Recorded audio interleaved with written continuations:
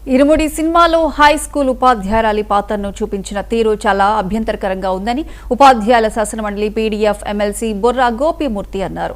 ఈ విషయంలో అభ్యంతర దృశ్యాలను వెంటనే తొలగించాలని ఆయన డిమాండ్ చేశారు. ఇందులో 2 సీన్లు తొలగించాలని, అందులో ప్రధానంగా సీలేరు జడ్పీ ఉన్నత పాఠశాలను నేరుగా చూపించారని అన్నారు. కూటమి ప్రభుత్వం ఇచ్చిన యూనిఫామ్ ధరించిన దృశ్యాలను నేరుగా చూపించారని తెలిపారు.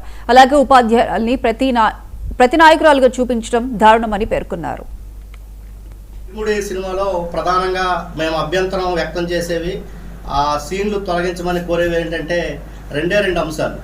ఒకటే మన సీలేరు ప్రాంతం, పాడేరు నియోజకవర్గం, అల్లూరు సీతారామరాజు జిల్లాలో ఉన్నటువంటి జిల్లా పరిషత్ బాలికల ఉన్నత పాఠశాలని నేరుగా చూపించటం.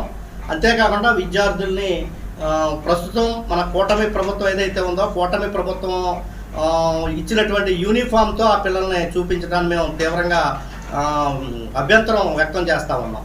ఒక మహిళా టీచర్ని ఈ సినిమాలో ఒక ప్రతినాయకురాలు పాత్రగా చూపించడాన్ని కూడా ఆమె పాత్రనే క్రూరంగా చూపిస్తూ ఆమె యొక్క పిల్లల్ని ట్రాప్ చేసి ఎక్స్ట్రా క్లాసులు పేరు చెప్పి తన ఇంటికి తీసుకెళ్ళి అటు నుంచి ఎమ్మెల్యే దగ్గరికి పంపించటం అనే వైపు అంత క్రూరంగా ఒక ఉపాధ్యాయురాలని సినిమాలు ఆ విధంగా చూపించడం చాలా దుర్మార్గం అని కూడా పీడీఎఫ్ ఎమ్మెల్సీగా నేను భావిస్తూ ఉన్నాను. ఎందుకంటే సినిమా అనేది ఈ రోజున సమాజాన్ని మార్పు చేయటంలో ఒక బలమైనటువంటి మాధ్యమంగా పనిచేస్తూ ఉంది.